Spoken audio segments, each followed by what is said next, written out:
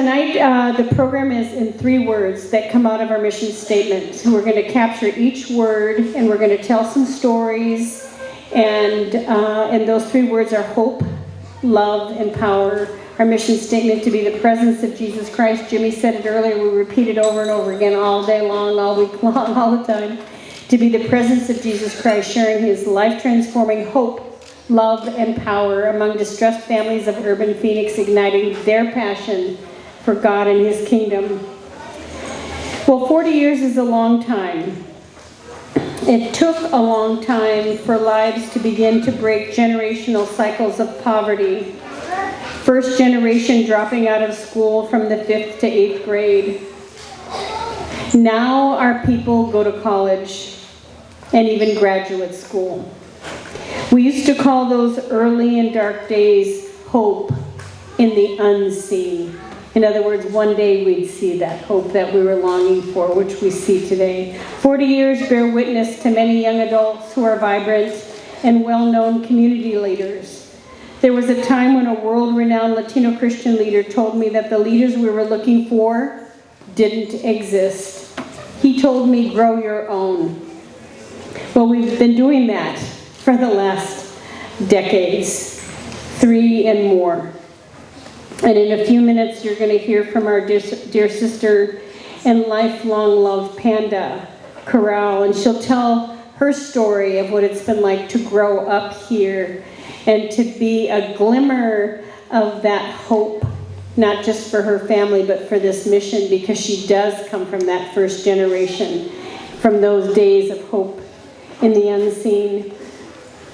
40 years to watch God's appointed people believe in what was unseen here.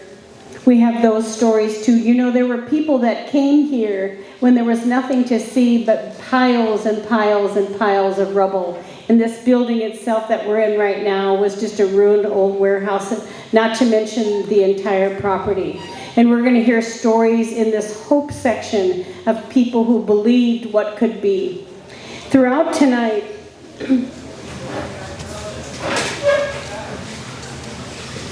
we're going to present some of these awards. They're called Miracle on Fillmore Awards, and they're for the people that actually helped us turn a corner at different junctures in these last 40 years. This one is for Dave and Karen Cavan. They're not able to be here tonight, but I'm hoping they're on Facebook Live.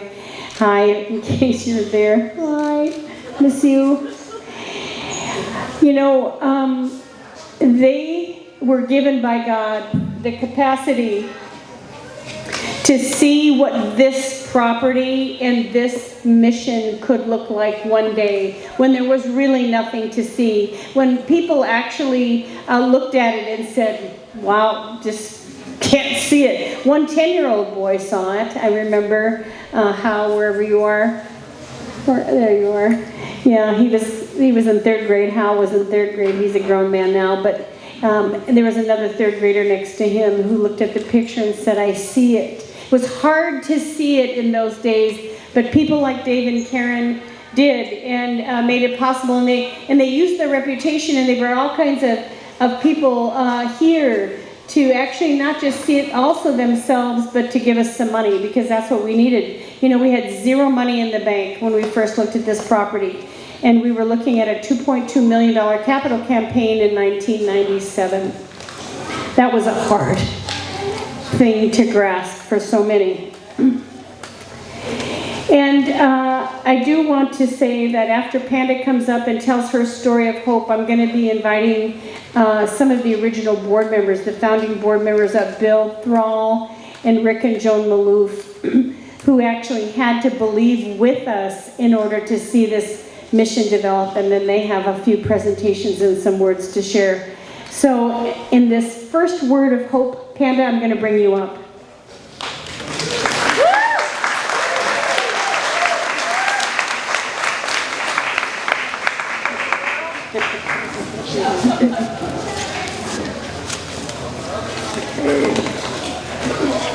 Okay, hello. As you know, my name's Panda. I'm really nervous. I'm going to be right off of this.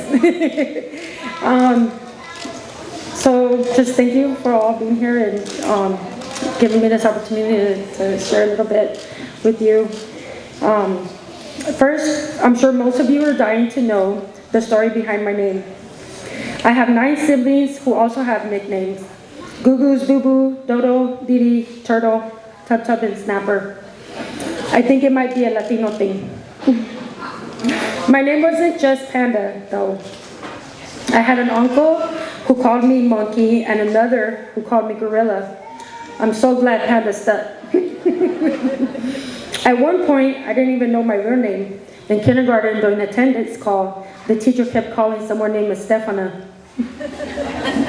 That's my real name. Okay, just imagine little cub Panda, chunky, hairy, round, sunken eyes forming a perfect dark hue, which is for my mom's side. My dad's Filipino eyes, even though he's not Filipino. And of course, cute and cuddly, just like a real panda bear, just like I am today. Enough about my name. I'm here to talk about hope. I'd like you to know when I say neighborhood, I don't say it lightly, because neighborhood is more than just a place. It's a home. It's people, the love and compassion, the relationships and connections. It's church in the good, the bad, and the ugly. It's Christ's words in action. There are many of you who I refer to as neighborhood, and if it's your first time here, then you're officially neighborhood as well. As early as 5 months, I had been exposed to a cycle of abuse. This was the kind that stemmed from generations and in every form. By the time I was 5, I had already felt unwanted, unloved, and hopeless. Adults had failed me, life had failed me. I was 7 when I started church at Neighborhood Ministries. Broken and hopeless, I was welcomed with open arms and a warm smile by a woman who resembled an angel. It was Kit Danley, who I like to refer to as Mama Kit. That day I was seen for the first time, loved and wanted. I had hope. I told my friends and family about church and of the stories I learned about Jesus. I had memorized John 3:16, for God so loved the world that he gave his only begotten Son, that whosoever believe in him shall not perish, but have everlasting life. That promise stuck with me every day for the rest of my life. Sooner or later, about half the church was either blood family or Christ family.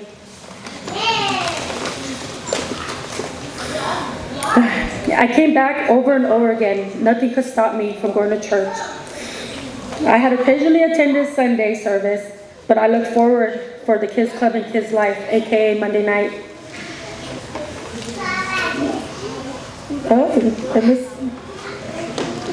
I counted down the days for Kids Club. Who else here did? Anybody else? I remember waking up early in the morning on those hot summer mornings just to make sure I didn't miss the bus. And I'm sure that is how it is for a lot of kids, even today. Soon I was a leader. I am grateful for the personal and educational skills I learned as a teen leader. Lifelong skills you won't learn in the books. I had hope, but there were still many dark days in my life that made me forget about that hope. But the church didn't and Jesus didn't. There's a story of the Good Shepherd. Now my memory bank is not as active as it used to be, but here's my interpretation of it. The shepherd follows his sheep everywhere they went, and when one gets lost, he goes above and beyond to find that sheep and bring it back to the herd. Well, I like to think of neighborhood as that sheep, or that shepherd, God's shepherd, and me, the lost sheep. I was lost plenty of times. My family and I moved to Glendale, which as a kid felt like another state. I was devastated, thinking I wouldn't go to church anymore. The one good thing I had going. I was heartbroken. But the church came to Glendale. When Rain showed up in the van to pick us up for Kids Life, I thought to myself, how did they find me all the way over here? Well, this was back in the day when having a phone was a luxury. That was a God moment. They pursued me. They didn't give up on me. When I was 9, I was placed in CPS custody. As soon as Mama Kit heard, she came to be by my side, assured me that every day, everything would be okay. Once I was in a home, I thought I had lost everything again. My family, my church. But neighborhood leaders from church, like the McCormicks, kept in contact through letters, phone calls, and Kid even arranged passes so that I could come and attend church. At 15, missing my family, I ran away from the state and ended up on the streets going from place to place. At 17, I became a teen mom, so neighborhoods saw a need and created Mom's Place. This was a program for single teen moms. They created this beautiful space just for us lost sheep who strayed away because of life circumstances. It was here that I learned how to care for my children. At 19, I was a divorced single mom. I had lost everything. On the streets, staying from place to place, but this time with 2 toddlers in tow. Devastated with depression and anxiety, pain so difficult to bear, I turned to something that made me feel nothing. I was lost again. Lost again and struggling, neighborhoods sought after me and my kids.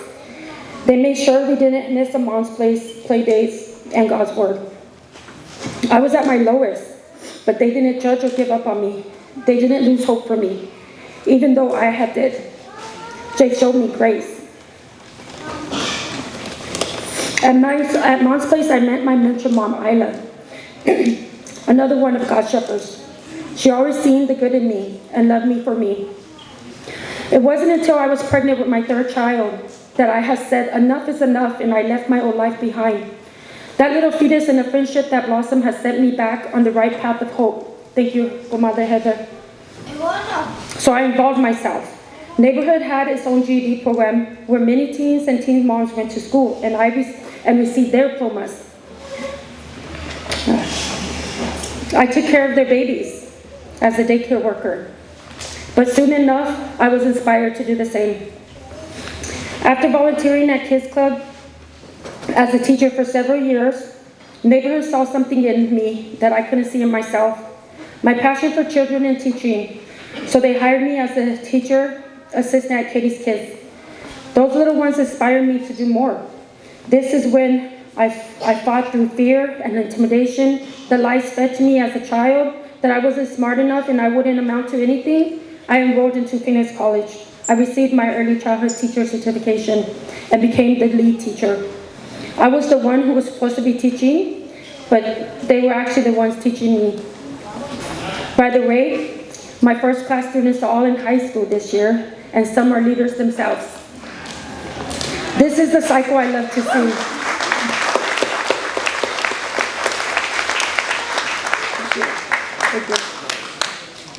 This is the cycle I love to see, kids with hope. There were obstacles in my way, mainly factors from child trauma. I attended Corazones Open Hearts, where I faced my childhood trauma in a safe place among other women who shared similar experiences. Thank you, Joanna, and those who attended. You found me. The storytellers, where I learned how to own my own story and bravely tell it. Thank you, Ellen.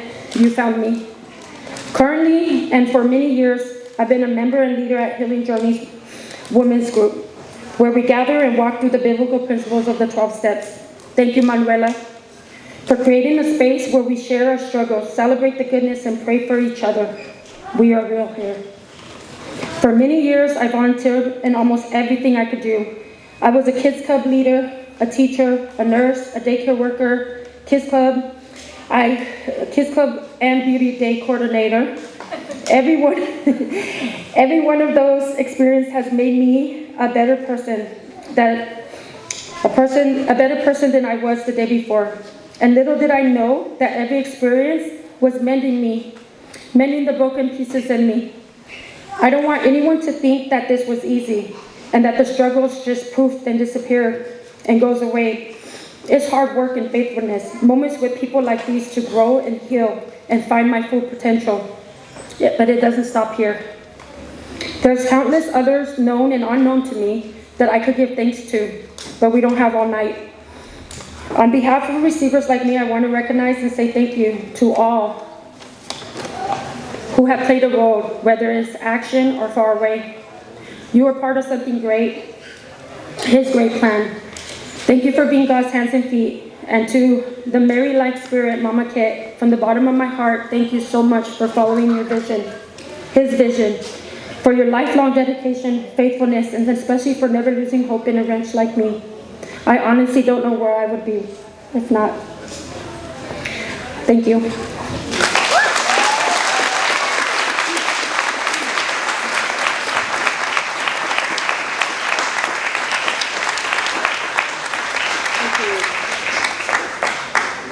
Thank you, Panda.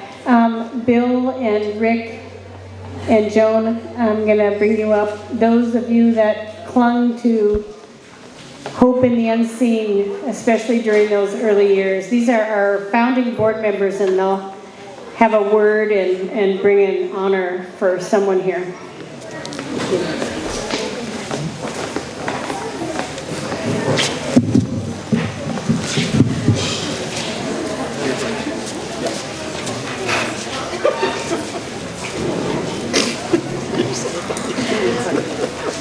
Tonight, I see a real-life example of a tiny mustard seed that has grown into a beautiful tree.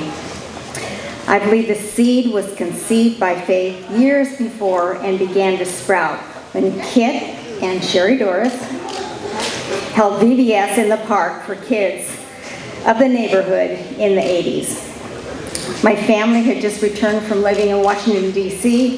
for 2 years. And one of the wonderful things that happened while we were there is we were finally awakened to diversity. Living in the Scottsdale area, it's not terribly diverse. And we learned the opportunities to serve the needs of others, hands-on. After our return from DC, I had lunch with Sherry Doris, and she told me about their park VSB, which was to become Kids Club the next summer in the Open Door Fellowship facility. So with a group of my friends, in the summer of 1989, we did puppets for Kids Club and told children stories about Jesus, and I was hooked. We, including Ray and Judy Barton, were then able to get Scottsdale Bible Church involved in collecting food, clothes, and we even had a toilet paper drive. Because of the blessing of acquiring this Van Buren property, the expanded vision grew and grew. Armed with the great workshop that Kit did on the cycle of poverty, people from Scottsdale Bible, like Isla Alexander, were a huge help in Katie's Kids Preschool. Others in Monday night's Kids Life, like the Husteds and Faithful Dick Crew. Summer Kids Club, where we were able to do some mentoring of our SBC high schoolers. We had volunteers in the food and clothing bank, and Pensy Culliver handled many of the huge Christmas needs. And the mustard tree was able to keep expanding and growing through relationships and programs to meet needs through love. Jesus taught us to pray, "Thy kingdom come, thy will be done on earth as it is in heaven." So I thank this community for teaching me what Christ looks like. My worldview and my life has been transformed by my involvement with the people of Neighborhood Ministries.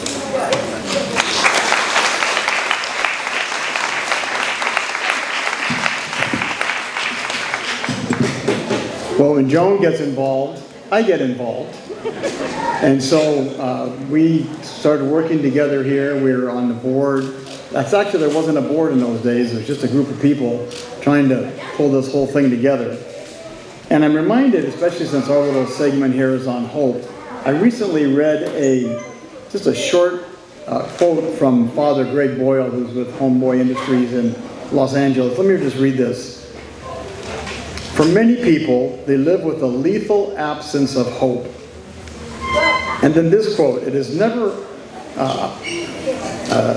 it's only about hope we give and hold out for them that they would find hope and relationship with God and each other, with love as the only salve there is.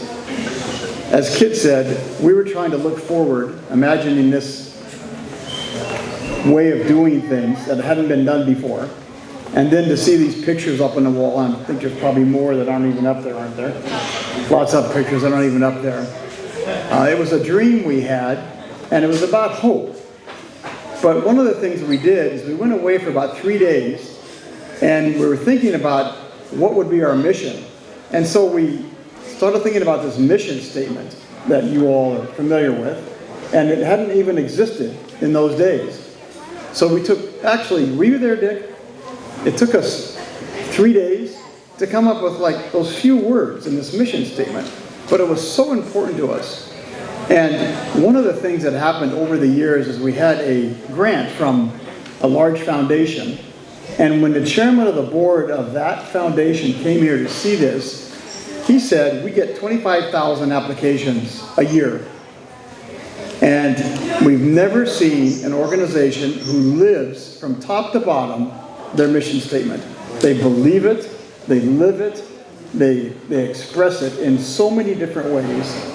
And importantly for us, he did not say this, the sustainer of that hope and that love is Jesus, and we know that. So, at some point in time, Open Door Fellowship, which kind of birthed all of this, moved to the north, and now we needed a property. So Kit called me one day and said, I found a property. Well, she sort of described a couple of minutes ago what this place looked like. You can't imagine what this place looked like. This was a dirt floor in here. There was church. We had church in here. And our young son at the time was with us when he came to church here, and a dog walked in. So he thought, okay, that's church. We got dogs in this church. This is the greatest.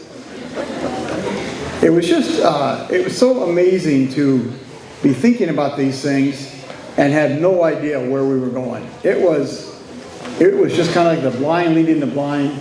And I just got to tell you, there were a lot of people doing this. It's from, some of you are here, many of them are not. It was a whole team of people that pulled this together, and it still is today what it takes to even pull this meal off and this whole event. So I just wanted to tell you that it's a thrill for Joan and I to be here, and I know for Bill, for Joan and I to see the results of all of that we were thinking about and still dreaming more for the future.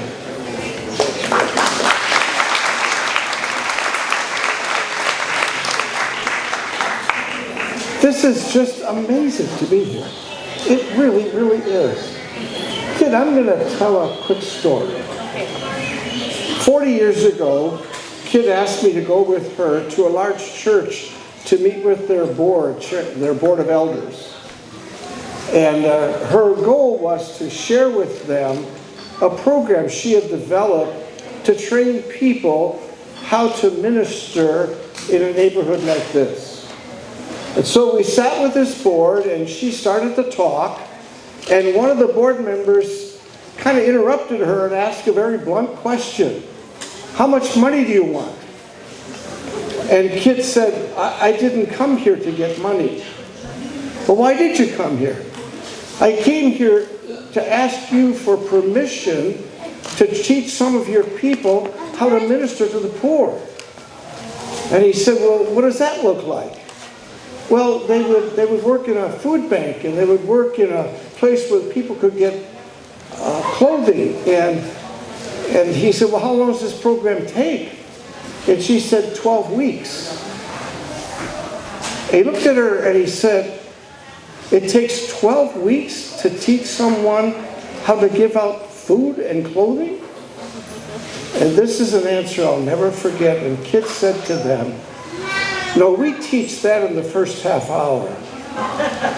The rest of the 12 weeks, we will teach your people how to honor the dignity of those they serve.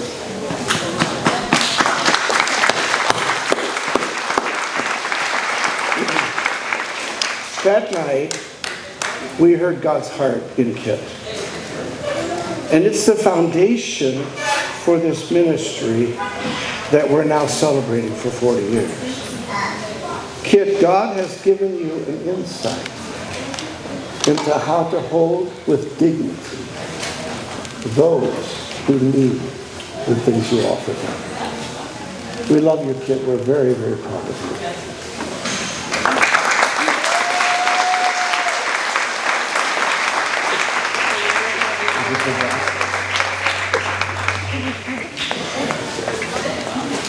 So, like I said, these buildings were basically a dump. And the property was even worth stacks of stuff and trash and wood carvings and all over the property. So when we went to start thinking about this, we had some people help us design it. And then we thought, who on earth is going to be able to pull this together to try and make this place work? And then we realized there was only one in all the world. And his name was, and still is, John Cavness. So, come on up, John.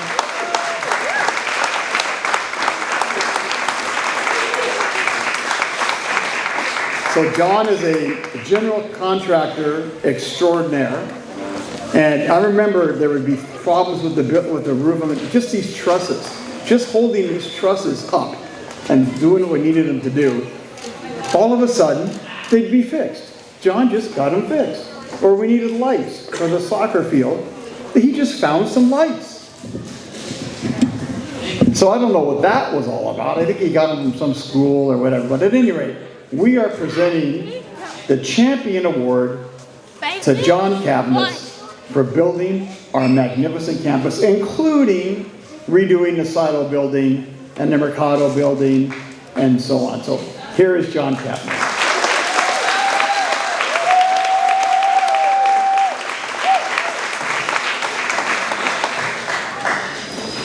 Don't know what to say about that, but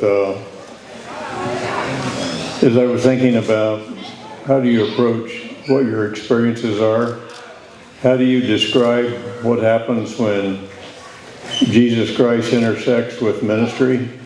And I thought back about miracles that happened in this. And you know, as Jesus said, at least believe the miracles, but in another place Paul says, it's not the seen, it's the unseen. We can see the physical things that happened here. We had a dysfunctional guy like me and a bunch of the rest of us who was a demo guy, and we took out 900 loads of concrete over to Indian school where he was probably illegally crushing them and all that, but it didn't cost us anything. We had another guy donating all the time to load and to crush the equipment, to crush the concrete and all that. And there were just tons of miracles about people, donations, and people I would say, listen, we don't want charity. And they'd say, no, I want to do this. I said, don't tell me I can't do it. I want to do it. But I'm just going to relate one experience about a miracle with a couple of observations that I had with that. I don't know what the year was for sure, maybe 2001. We were doing all this work, and Brad Nelson, an architect, he did Kierland and some other very high-level projects here in Austin and other places. He designed it all, and what happens when an architect designs everything? Is it real practical? Is it something that everybody wants? And is it saying, wow, that's beautiful, but can we afford it? To cut through the rest of that story, it comes down to the reckoning day. We have to go get a C of O permit sometime at the end, and I don't know whether, do you remember this episode, Kit? Yeah. We were trying to do as much as we could with the funding that we had. So we came down to the C of O, and Jim Price, who had worked for me 22, 23 years, Jim was a superintendent. He went out and met with this Don, a guy that's the structural inspector that has to sign off and give you the certificate of occupancy. Well, as he came and walked through the project, the first thing he told Jim was, I think you guys called me too early, you're not ready. And this Don had a reputation of being, he was a tough guy. And so I came back afterwards. I didn't want to hang around for it. I came back and said, what happened, Jim? Jim had 2 full sheets maybe 60-some items that we had to do redesign. We had to go get letters from architects, engineers, plumbing, da-da-da-da-da. They wanted us to tear some of the stuff out. You know, it was probably, we were thinking maybe it was 6 weeks and maybe 50 to 100,000 to correct. And so I told Kit what was going on. This was on a Tuesday, and Kit said, "What do we do?" I said, "I don't know." So this is kind of bleak. And so I talked to Jim and the next day on Wednesday, and we kind of hatched this idea. Jim said, "What are we going to do?" I said, "Well, you call the inspector, and I'm going to talk to Kit because the Lord listens to her, and we're going to pray." Jim said, "That's it?" And I mean, in construction, that's not a real good line of thought. It's not a real good idea. But at any rate, I said that like, you know, like I was a brave guy, like I was real crazy. Yeah, we're going to pray, and yeah, we're going to get through this. And then after I told Kit, and so she puts together a group, Richard and others and Rick, and they were praying. I said, "You pray until this guy's coming at 2 o'clock on Thursday, and that's going to be our kind of our defining moment."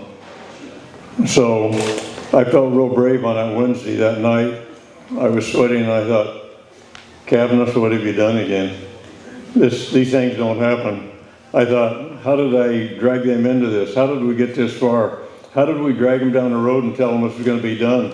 There ain't no way in the world it's going to happen. So the fear sets in, and the accuser, of course, is saying, "Yeah, Cavness, this ain't going to work." And so the next morning I'm sweating bullets, can't eat, and all that kind of stuff. And I comes around to 2 o'clock, and a lot of things occurred to me that if the Lord is with us, but you know, I didn't have any real spiritual feelings. I had mainly fear. I had fear, and I had insecurity that I was so stupid that I hatched a plan and drug Kit into it. But I thought, somewhere in here, Kit's praying, and this is going to be, maybe there's just a chance it'll be all right. So Don shows up, the inspector, and we have all these, Jim Price was very meticulous. We have these 2-page lists of maybe 60, 64 items. And the inspector starts going through it. And I asked Jim, I said, "Let's go meet him." And Jim said, "I'm not going with you." He said, "That guy'd kill me." He said, "He's going to tear my head off." So I give Don our list and all that, and he has his own list with some little bullet points. And he starts walking around, and I just stood there and looked at him. He comes over to me and he says, "John, you didn't do a damn one of these things." He says, "Is that right?" "Yes." So he stands there and looks at it, and he goes back and sits in his truck a while. And he came back and looked at the list, and he went up and was gone about 20 minutes walking around the building. And he came back, and we just stood there face to face. I think it was about 3 weeks we stood there and looked at each other. It was probably only about maybe 2 minutes. And he just looked at me, and he went and got in his truck again, and he called somebody, and I thought, he's calling the police. You know, this is really not good. And then he came back around and he said, "Do you have your inspection card?" And I reached in and I handed it to him. And he turned around and left. And we got our certificate of occupancy. And as I was thinking about this, a number of lessons came up that I learned and that I'm still learning. Number one, I was thinking about all of the clever things that I was going to tell them. "Oh, it's a ministry, you know, we're doing this, we got limited budgets," and talk about all the things that could have happened and why we're here. And something in my mind and from the Lord, I think it came from Job, where Job was talking to Zophar, and he says, "If you would be entirely quiet, that for you that would be wisdom." And so that's what I did. I just shut up and watch the guy. So you know, all of our cleverness, all of our planning, all of these great thoughts that we think we have, sometimes when the Lord, not sometimes, when the Lord steps in, we don't need to be clever. I think the second lesson from that is from Zechariah. Not by power, but by my spirit, says the Lord. He doesn't really need us. He doesn't need our cleverness. He doesn't need our stepping in and being courageous and being intelligent and being strategic and doing a 2-year plan, a 5-year plan, a 10-year plan. He doesn't need that. And the last item of the things that came to my mind as I was thinking about what to say today was Paul, when he said, I've asked that you remove this from me, and he says, and I find that when I am weak, then I am strong. And I think that's the lessons that we get from working together and the things that we were able to do, the multitude of miracles that we saw. And I am really grateful that I had that opportunity, that I got to see how Jesus Christ, the Holy Spirit, God the Creator, actually work and intersect with the people who are trying to do ministry and represent Him. Hey, thank you.